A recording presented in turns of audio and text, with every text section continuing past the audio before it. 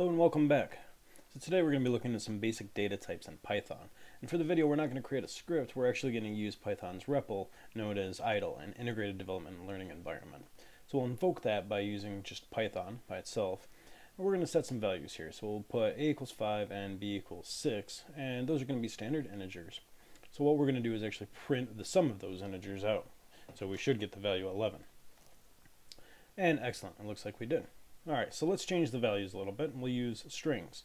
So we're going to set a equal to the value of hello, and b, of course, equal to the value of world, and we'll go ahead and print out the sum of those values. Will we also get 11?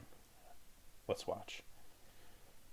Nope, okay, so awesome. It took the strings and concatenated them, which is what we want with strings. So Python inherently knows what it's doing with those. Okay, fantastic. So now we'll go into a couple more complex data types. One of them is a list. So we're going to create a list of elements, and those elements are going to be A and B, which we defined earlier, two strings. We'll go ahead and print out the value of that list, and there we go, hello world, and there are two independent elements. So then one of the things we can do with lists is we can actually loop through them, and we use another data type called a range, and that range is going to be defined by the length of that list. Okay. So a range will be the values 0, 1, which is inclusive of the length 2. And we'll go ahead and print those out using the elements. Alright, there we go, and we do have our list printed out there. Excellent. So now we'll take a look at something a little similar to a list, which is called a tuple. But a tuple is going to be an immutable structure, similar to a list. So we can add the elements hello and world, just like we did in the list values earlier. And we should be able to access those similarly to what we did with the list previously. So one of the things we'll do is show the differences here, and with a list we can actually add values, right? It is mutable, changeable. Alright, so we'll go ahead and add the value, but with the tuple we're not going to be able to append a value, so we'll go ahead and give it a try here and see what we get. Alright, and there's an error, so there's no way to append a value in a tuple, right? So they're immutable. But we can still access the elements the same way that we would for the list. So we'll go ahead and do our loop again here using the range of the length and print out the individual elements in this tuple. Okay, great. Alright, so we'll move on to another complex data type in Python, which is going to be a set. So in a set it's going to work similarly to a list where we can create a set of values. So we'll go ahead and add those here. And for our purposes, we're just going to add two elements, Bill and Ted.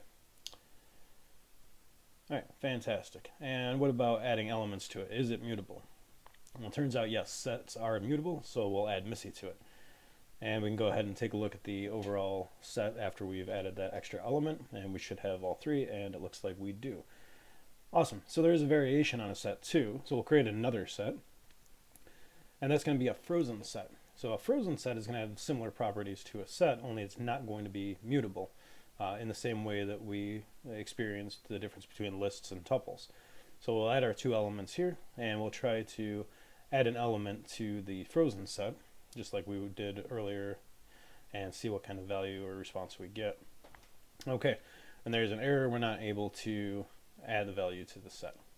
Alright, so one other data type I wanted to run through, which I really like, it's one of my favorites, is a dict, right? And this is a structure where you contain mixed data types, and it's more of kind of an object-oriented type of structure, and we can put in values, let's say for example, name and age here, so one's going to be a string, one's an integer, and we can take a look at what that looks like by printing it out. Okay, great.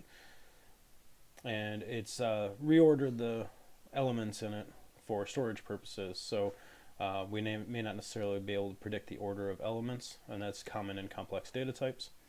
Alright, but say we wanted to add another element to this dictionary, we'll go ahead and add a location of Earth, print that out, and see that value. Excellent. So that's a quick run through of some of the data types. It's not an exhaustive list, there are some other ones, but I appreciate you checking in and watching, and welcome you to come back for more content in the future. Thank you.